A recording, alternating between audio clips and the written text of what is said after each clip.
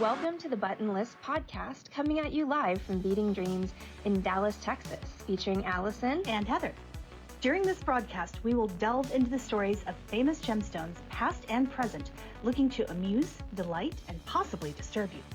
We record live weekly, and we invite you to join in the online conversation every Wednesday at 7:30 p.m. Central Time on Twitch, Facebook, and YouTube. Just a warning, sometimes we get a little spicy. Please be aware that the following broadcast may contain mature content. Thank you for supporting small businesses. And we hope you enjoy our show.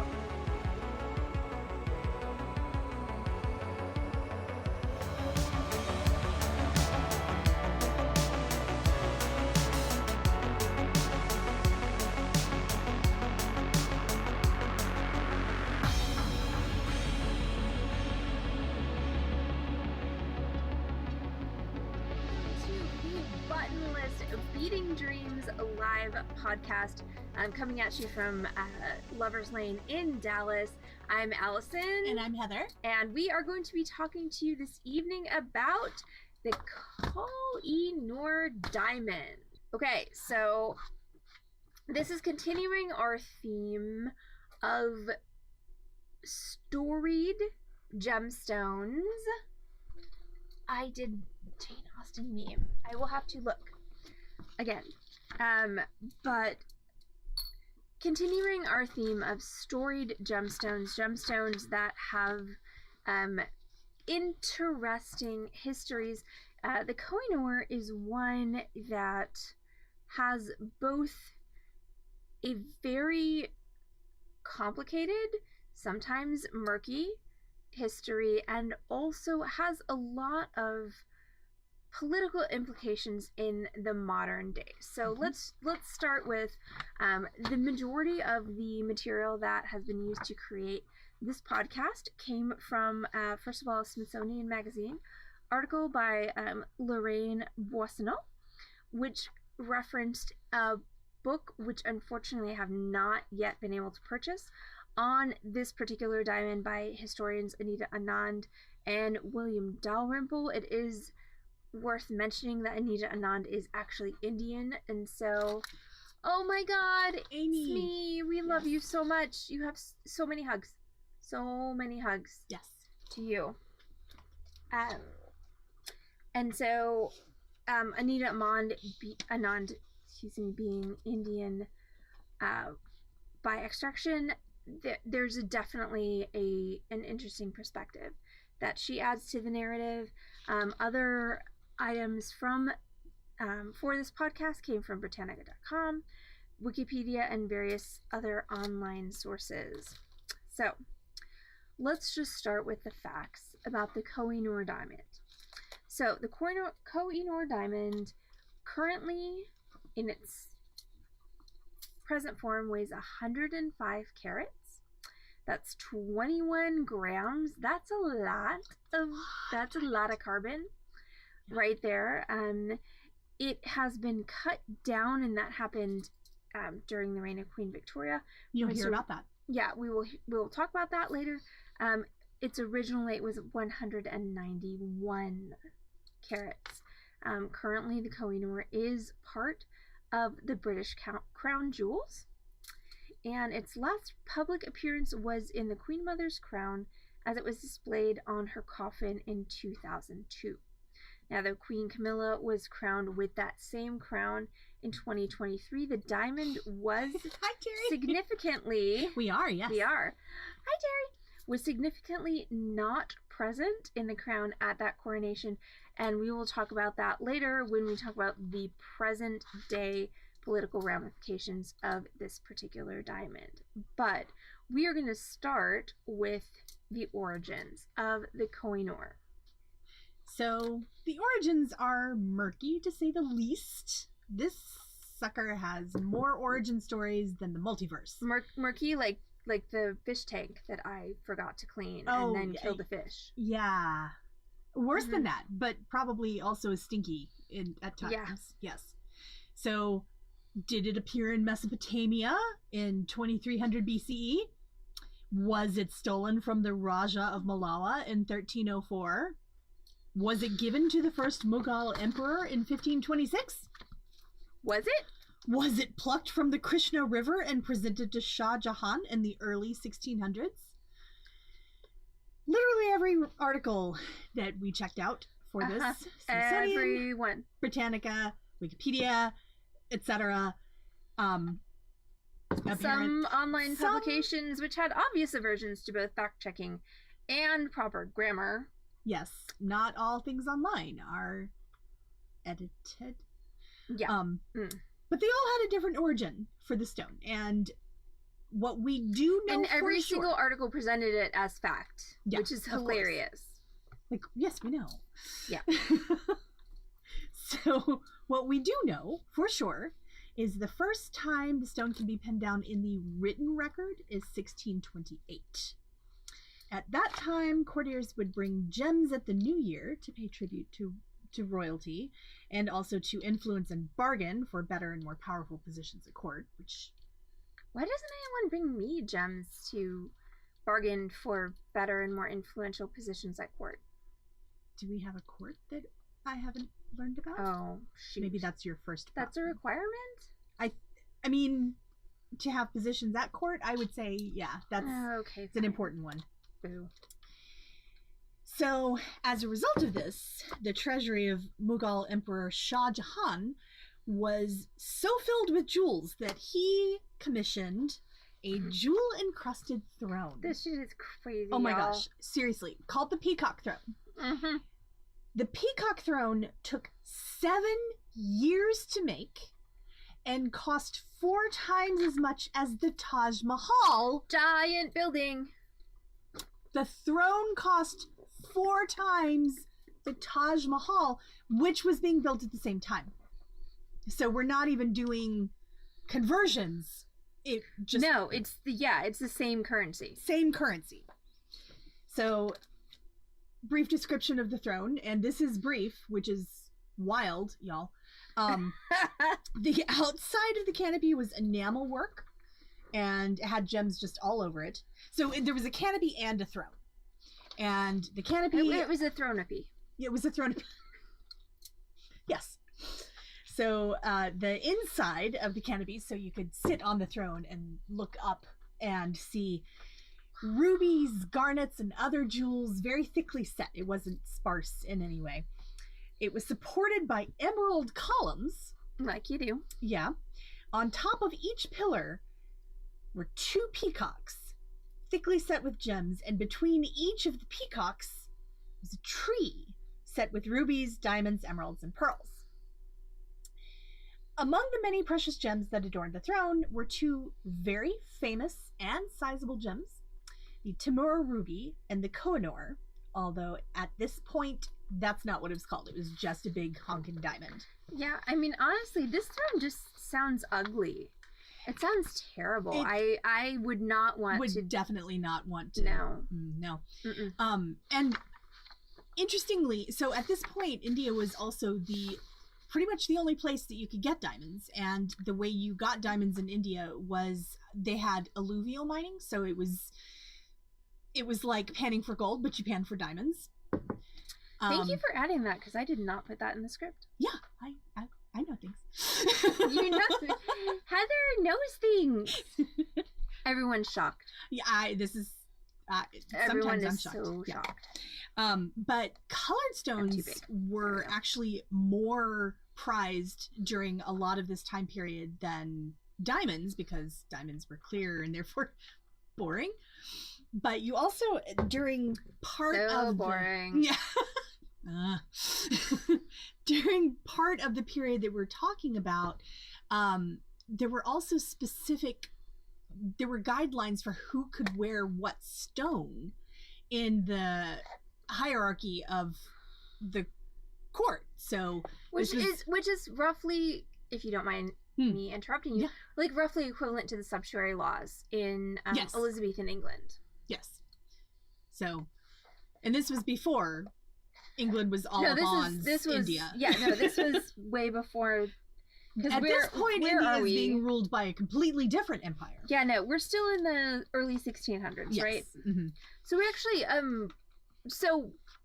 actually, England is at this point transitioning to the reign of Elizabeth I, Mm-hmm. where, hi, Amanda, laws in England are actually like a pace. Like, we're talking chronologically, things are a pace, but they're way far separated. Yes. So they're congruent, but not caused by one another. Mm-hmm. So the Mughal Empire ruled supreme in India for over 100 years after the creation of the peacock throne. I mean, probably because this thing weighed enough where if anyone came at you could just topple it on them. And so Delhi, the capital city, you just chunk the giant diamonds at them. Yeah. It was home to 2 million people. 2 million people in the 17th century. That was at the time more than London and Paris combined, like significantly more than London and Paris combined. So prosperity attracts attention. Oh dear. And in this case, it attracted the attention of Persian ruler Nader Shah. What happened there? Oh, well, shockingly, Nader vanished. Okay, you would need... actually, we're going to talk about strong men throwing stones later in the broadcast. We're also going to talk about how heavy these things are. Yeah. In a minute. So, Nader Shah invaded Delhi in 1739 because, hey, look, they're so prosperous, they have a gemstone throne. Plus a Taj Mahal. Plus a Taj Mahal, plus a treasury full of gems and jewels. Mm-hmm. In several articles that I read describing Nader Shah's invasion, the word carnage was used. So I'm just going to go ahead and summarize that it was not pretty. I mean, I would almost... The word sack was not used, but I mean, all of the things that I read, it's like the sack of Delhi. I feel like sack is actually a gentle word for what was going on. Well, Nader left with a whole lot of sacks. Yes, he left the city with so much gold and so many gems, including the peacock throne, that it took, according to, and this is the Smithsonian article, so I'm giving this article the primary credence, says that it took 700 elephants, 4,000 camels, and 12,000 horses to transport his booty. So, like, this is a real Takes life... that much to transport my booty. I mean, yes, my booty has expanded during the pandemic, so it's true. But there's like a real life Aladdin moment here. We'll have another real life Aladdin moment a little bit later, but yeah, like, seriously, 700 elephants, 4,000 camels, 12,000 horses. That's a lot. I mean, just the 700 elephants is plenty. Yeah, that's a lot ridiculous. of hauling power. So one can only imagine how much loot. That's because we are each other's people, yes. Julie. So Nader Shah departed Delhi with so much loot, including the peacock throne. However, Shah plucked from the peacock throne both the Timur ruby, which is another storied stone which will be featured in another podcast, and the diamond, which the currently unnamed giant ass diamond. Okay, like, so this is the diamond to be named later. And so, according to legend, upon beholding the diamond in his hand after it had been plucked from the throne, Nader exclaimed Koh-I-Noor, which means in Persian mountain of light, and that became the name that the stone would be known by until the present day. Also, the faceting pattern of the stone was, and the stone is what I meant. And we'll talk more about this in a minute, but the stone was faceted in the Mughal style. So basically what the Mughals and stonecutters of that time, their priority was, one, preserving the size of the stone. So rather than cutting down to the best bits, the prize there was the biggest rock, and then doing artistic faceting to kind of enclose and encompass the original shape of the stone and make it into an artistic work. So the faceting that had been done on the stone looked also like a mountain. So hence Koh-I-Noor, mountain of light. Now, one of Shah's consorts said of the value of the Koh-I-Noor, if a strong man were to cast 4 stones, one north, one south, one west, and one east, and then cast a 5th stone straight upwards, if the entire space in between were filled with gold and precious gems, this would not equal the value of the Koh-I-Noor. And this fanciful explanation of value is actually present in several different contexts. Like this valuation of the stone, as crazy as it is, kind of trickles down through history, and we see that a lot in future accounts of the stone. So Nader Shah invaded Delhi 1739, took the throne, took the stone, took all the jewels and the gems on the elephants and the camels and the horses, and then for the next 7, and so out of India, okay, into what would be present-day Afghanistan, for the next 70 years, the stone passed from ruler to ruler to ruler in a series of luridly bloody episodes, including but not limited to a king who blinded his own son and a deposed ruler whose shaved head was crowned with molten gold. So yeah, Game of Thrones did not invent that. That was actually a real thing. Yeah. So in 1813, after all of this bloody stuff, good vibes. Yeah. Shah Shuja, who was the current possessor of the stone at that moment in 1813, fled to Lahore. Is it Lahore? Or? I think it's Lahore. In India, and found refuge at the court of Ranjit Singh. So Singh demanded the stone as a gift for his hospitality. Please give me your giant diamond as a gift.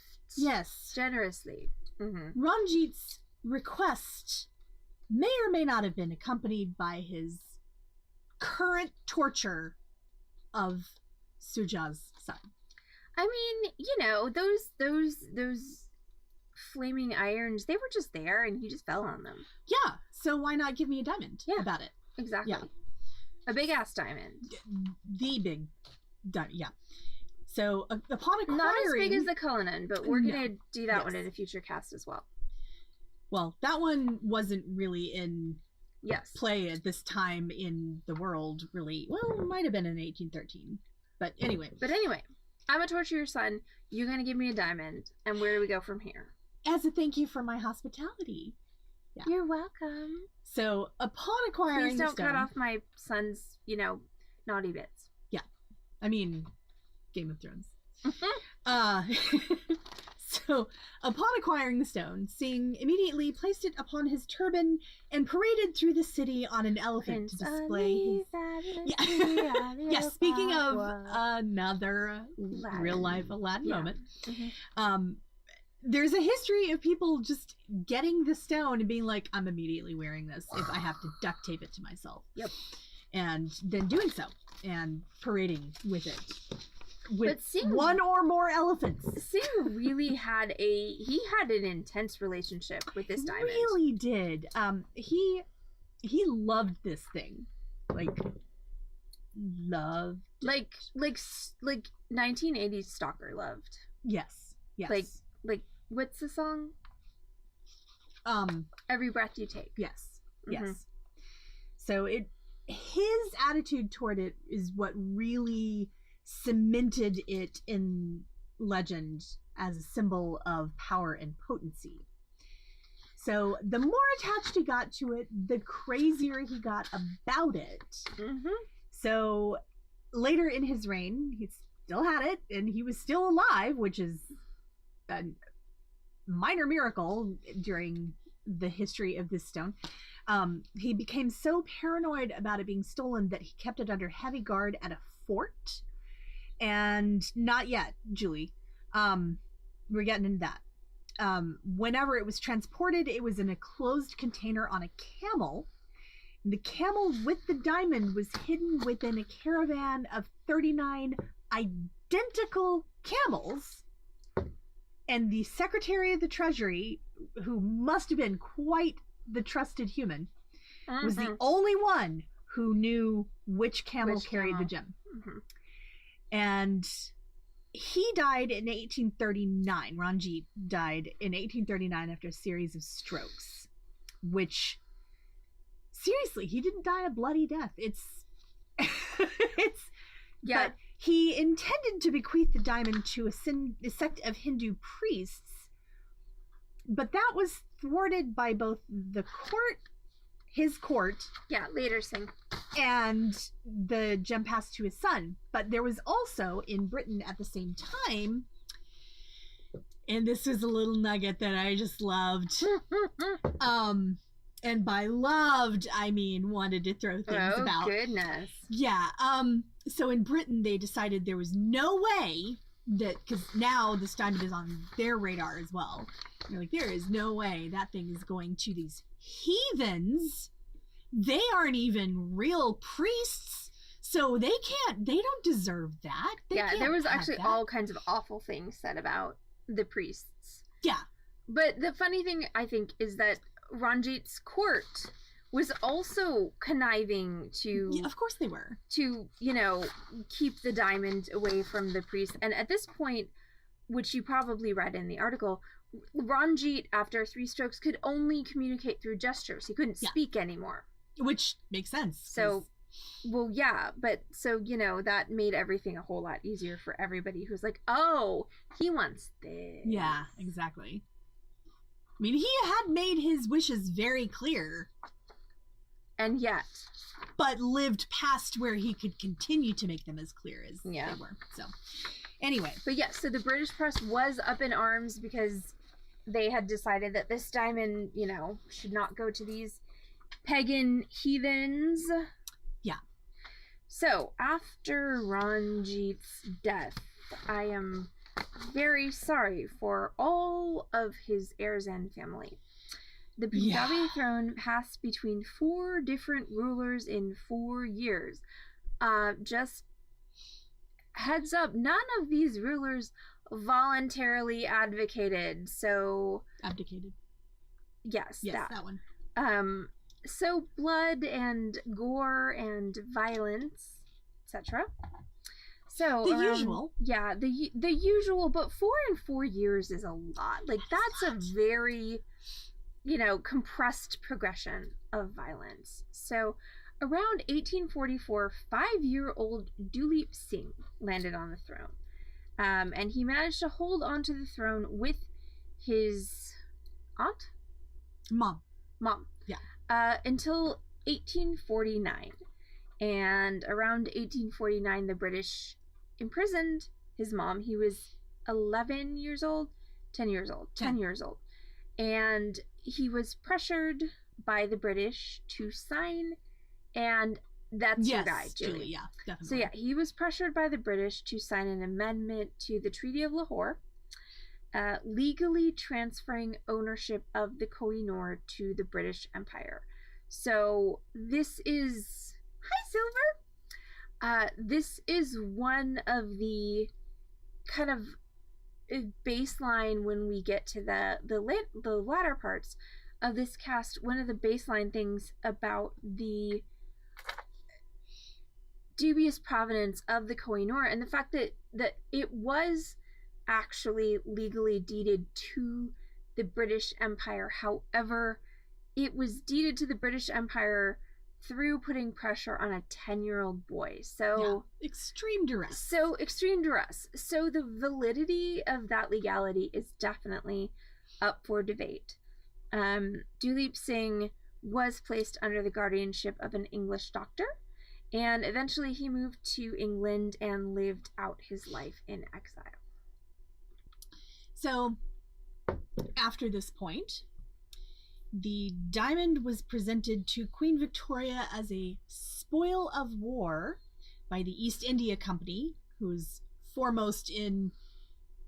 They were totally, you know, really good guys. Yeah. The East India Company. They were the ones who started the whole, this can't go to the heathen priests.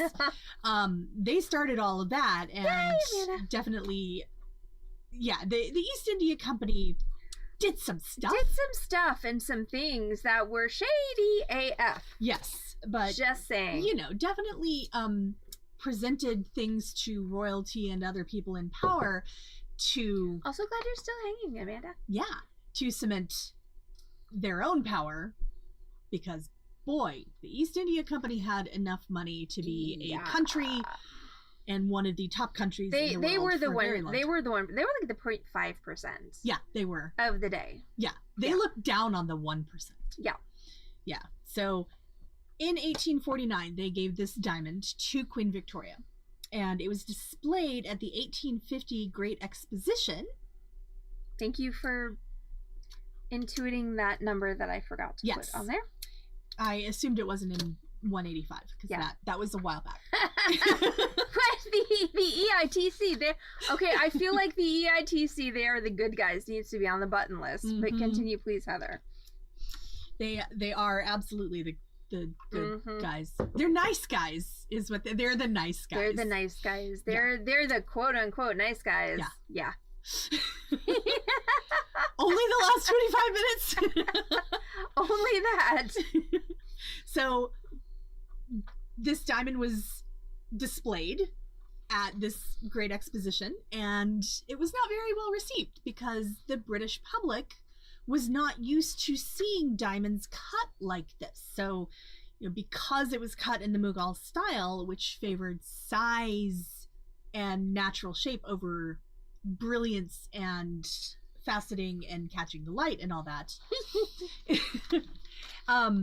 they did not love it so much. So it was 191 carats at this time. Mm-hmm. And what did they say it looked like? Well, I could get in there.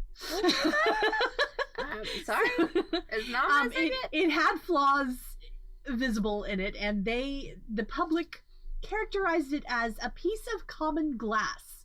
We're talking how at this point, how many people have been killed for this thing? For the piece of common glass? For the piece of common glass. I mean it's at least a dozen. The limit does not exist. Yeah, seriously. Because we're only talking about the people in power. We're not talking about everybody around them. Right, which is actually an interesting, which I don't think I put in the notes, but I'm going to address in my next section.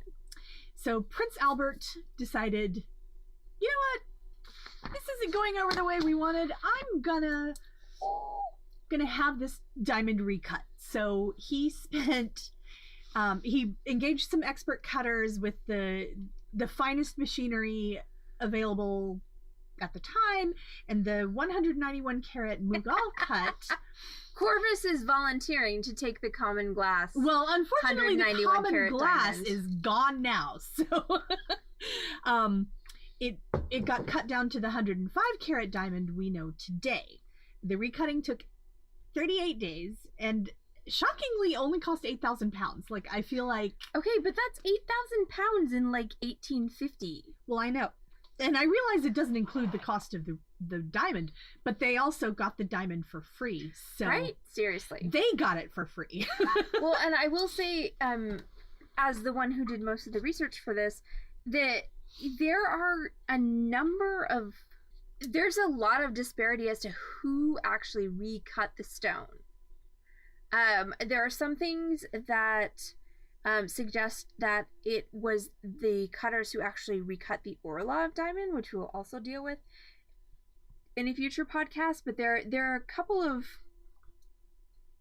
just kind of weird discrepancies. So I didn't include the name of the cutter because we can't. I don't know. We aren't confident about it. There were so many. There were enough different cutters named in the articles that I don't know who actually recut the diamond. Somebody did, and they made it really, really shiny.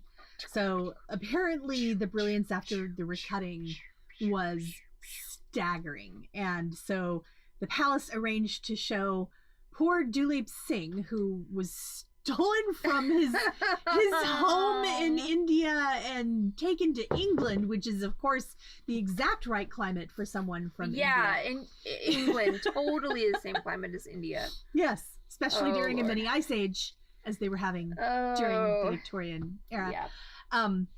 So he was rendered speechless, which I think I would also be speechless. Possibly for many reasons. Yes. Yeah. But anyway, it was really extra shiny now.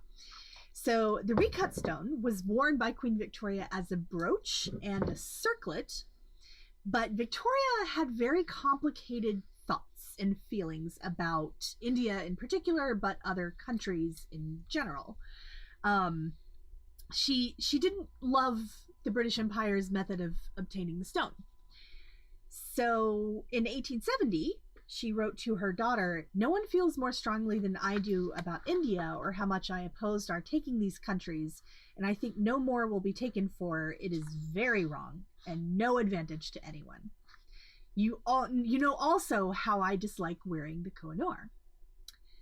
And so she kind of stopped. Like it gave her squicky feelings, which is phenomenal considering. Yeah.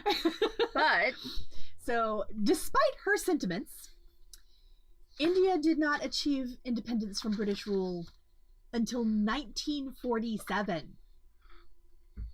So that's, you might note, after the end of World War II. Yeah. So the Koh-I-Noor has been reputed to have a curse. It has been reputed to be bad luck for male rulers, but there is a strong possibility that comes from the fact that it was a very rare and valuable stone that existed in a period where most rulers were men. So everyone who kept getting killed so that people could take this gem were all men.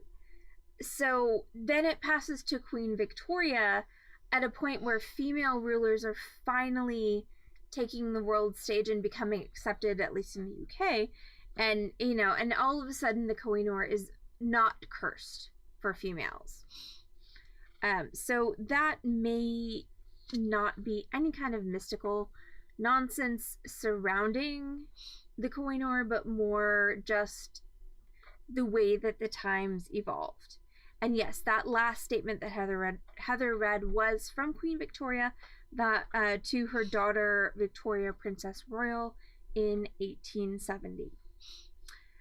So since the gem was given to Queen Victoria, it has been worn exclusively by women.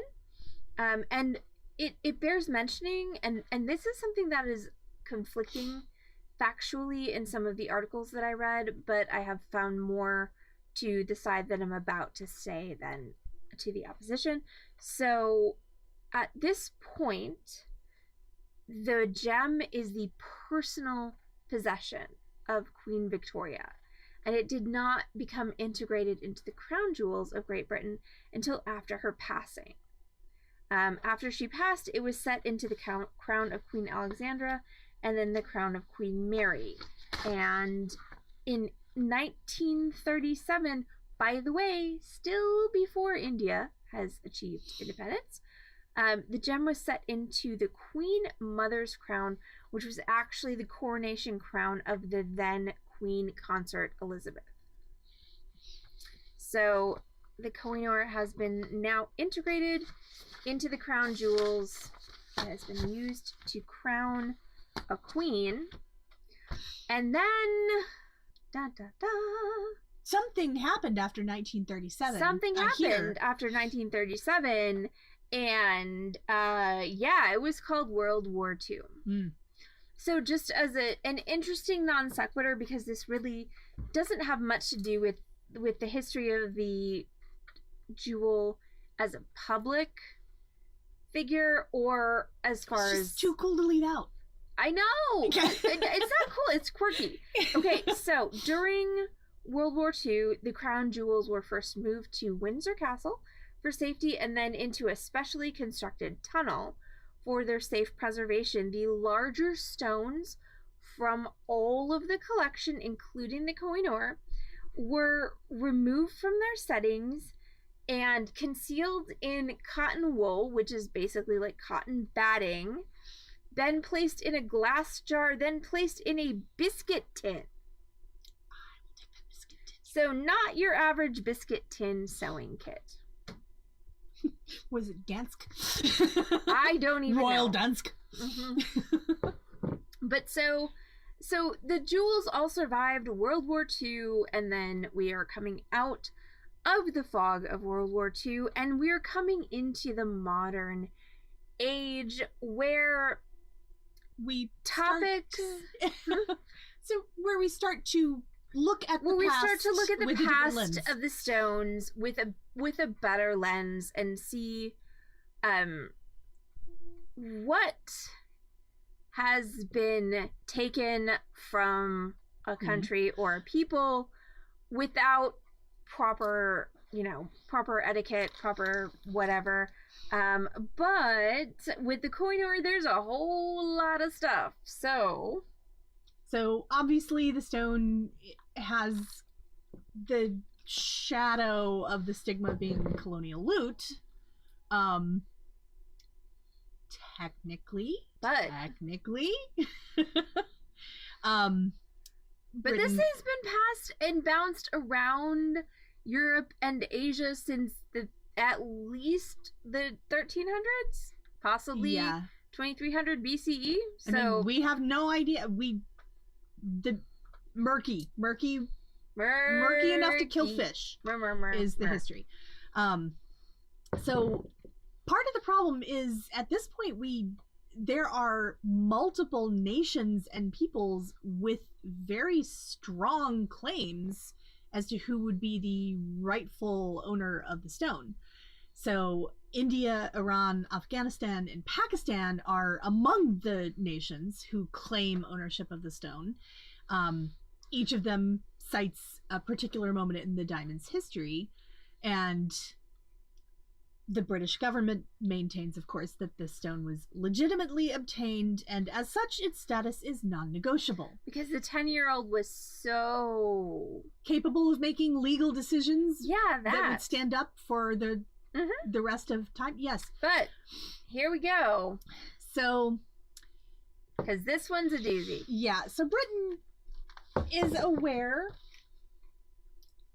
that there are some questions and requests to its spoils of exploration, shall we say. British Prime Minister David Cameron, who certainly was something, he was in India itself in 2010, and responding to what he should have said no comment. He really should have said no comment. That would have been so much better. It would have been. But yet, a reporter instead, said, asked him about the Koh-I-Noor, and he said, if you say yes to one, you suddenly find the British Museum empty. Womp womp. Yeah, the poor British Museum. Yeah, unfortunate. And it wasn't just a slip of the tongue either, because he reiterated those sentiments on more than one occasion, including in 2013, that's on the record. So, yeah, I mean, imperialism alive and well. Mm-hmm. Yeah, and the Tory. Yeah.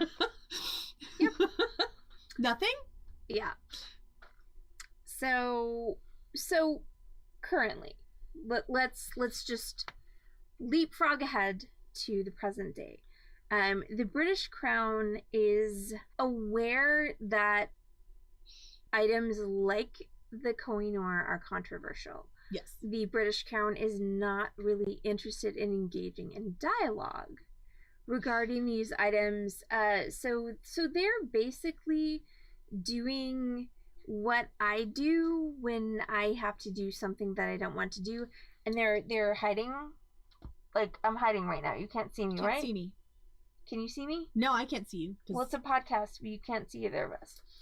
But yeah. So what the British Crown is doing is limiting the exposure of the diamond due to its controversial nature. Queen Camilla was crowned in 2023 using the Queen Mother's crown, but apparently it was actually her decision to not have the diamond set in the crown for her coronation due to its controversial nature. There is a revised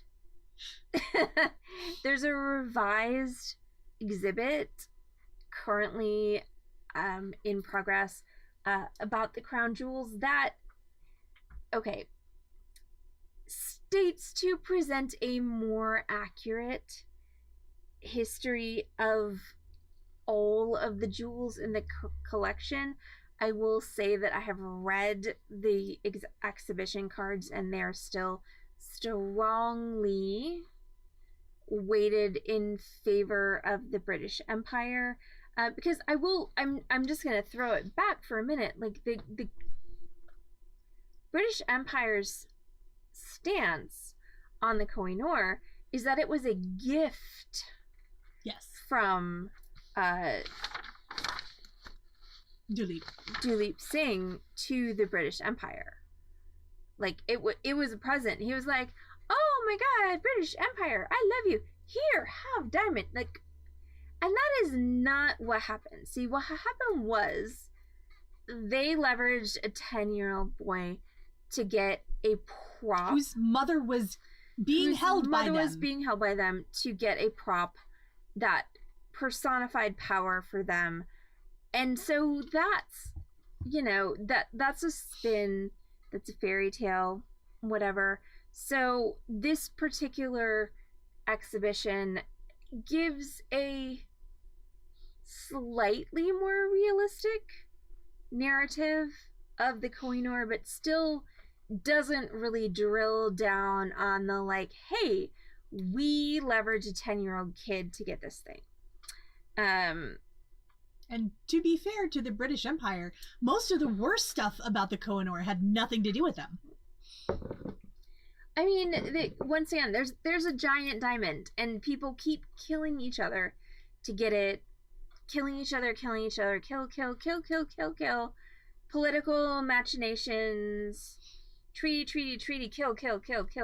Like, it's, and once again, this is why repatriation is complicated, because there was so much killing. Yes. So much killing, so much transfer, but the widely accepted view is that India is the last sovereign country to legally possess the diamond.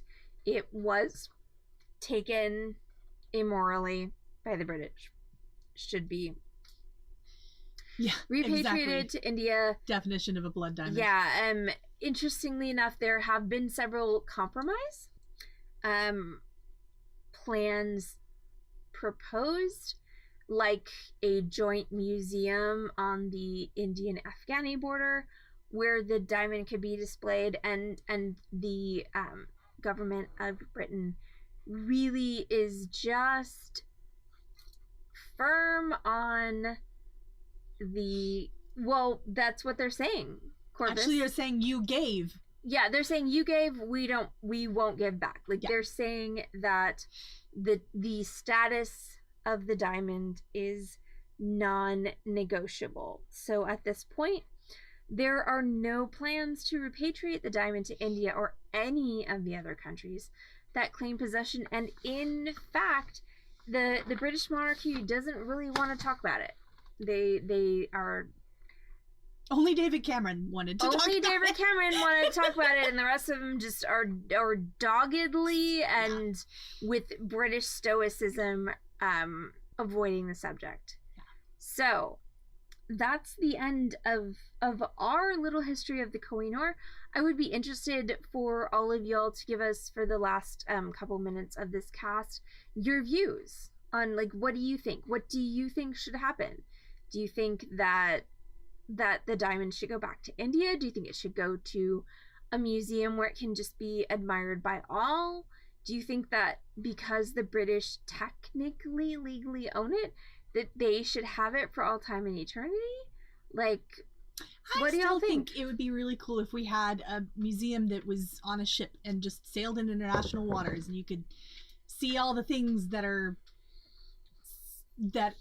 would cause blood and fire if people actually got to fight over them again.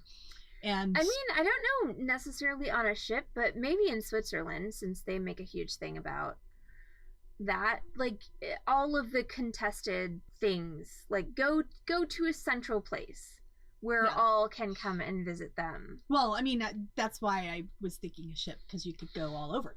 Right, but I mean, Switzerland's not super convenient to. Yeah, mountains and all. Yeah.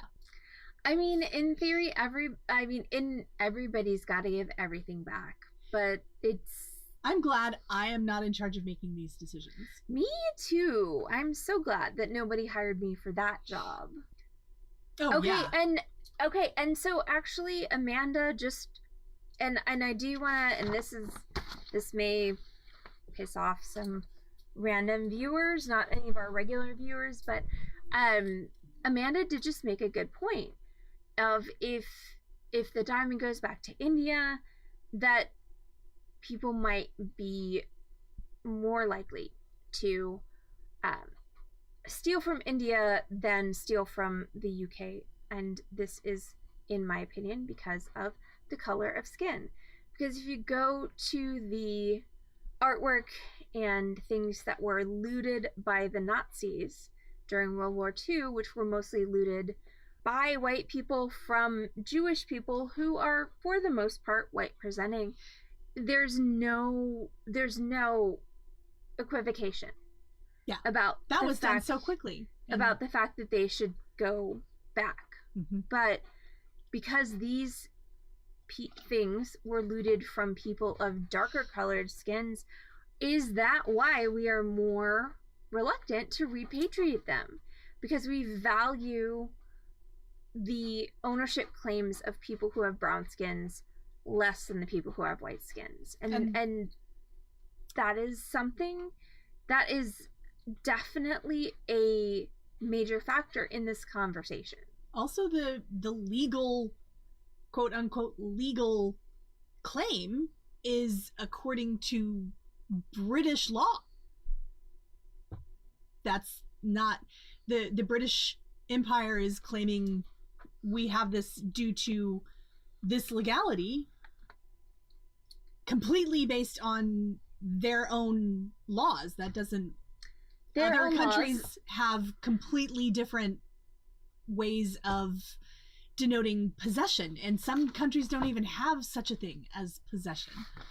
Well, and there are lots of child rulers who have signed treaties. Yeah. And once again, so I mean, there are some rulers, childish rulers of Britain who have signed some questionable treaties too, so.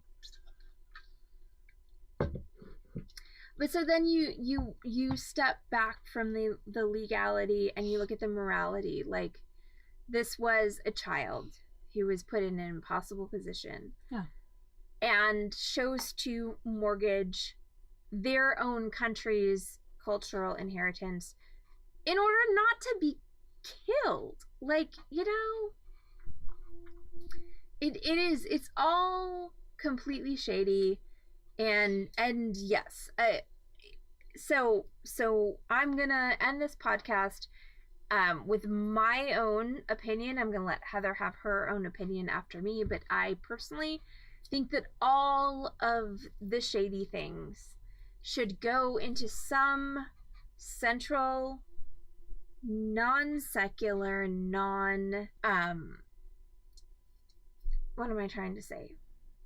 partisan, just non-partisan, just a neutral museum where everyone can see them, learn from them, where scientists and scholars can study all of these things, but where they're not, because I wonder, like, financially, like, is Great Britain, like, claiming the Koh-I-Noor on its tax return?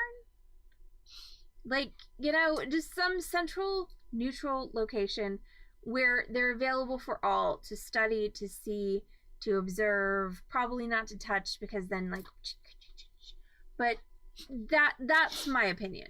Heather, what is your opinion? I also agree that all of these things that have such cultural significance to the place they're from, that value is immeasurable. I mean, it's not just, you know, even if Britain or America or whoever were to purchase it, it's not the same. You know, so many things in the British Museum and things in the US. In the US, like American museums, like, we are not exempt from this. We aren't. I mean, hardly anyone is exempt from this, honestly. Mm-hmm. But it's so hard. I want these cultural things to be safe. I want the history to be available. I don't know what the right answer is. I know that not enough people are at the table to talk about it. We are pretty much inviting the people who already agree to talk about it, and the other people are not at the table. They can give their opinion, but they're not at the table. And it's so hard. I wish there were a way that we could come up with to value other people's history the same way that we value the monetary value of that. And I know that is that's a pie whole in the sky, other podcast right there. Yeah, but so yes. So respect everybody's history. Yes. Respect everybody's treasures. And don't wear the Koh-I-Noor Diamond. Don't wear the, especially if you're a man. Koh-I-Noor Diamond, yes. And we are colonizers and appropriators, and it's important, I think, to recognize that because that is one of the other things in all of the articles I read about the Koh-I-Noor, is how time and time again it was stated that the Koh-I-Noor is a part of British cultural history and the British cultural identity, and it is, but only because it was stolen and made such. So as free-thinking humans, I think it's our good night, Amanda, sleep well. Good night. And it's almost time for me to go to bed too, so yes. But I'm gonna end with this, unless Heather wants to end with something else. But as free-thinking humans, it is our responsibility to transcend that which we have been told, think for ourselves, and do the research and see past the things that we have been told are so. Yes. And in that quest, learn new things, expand our horizons, you know, open up to new ideas and new thoughts, and hopefully enlighten ourselves in the process. Welcome other voices. Welcome. Dang. You just took my, and you just, in a sentence. Okay, so yes. Welcome other voices. That's my takeaway from this evening's podcast. Mine too. Okay. Thank you so much for joining us for this week's episode of The Button List with Allison and Heather. You can catch The Button List weekly on Spotify, iTunes, and YouTube. You can also watch our complimentary live tutorials every Wednesday and Friday at 6 p.m. Central Time on Facebook, YouTube, and twitch.tv/Feeding Dreams.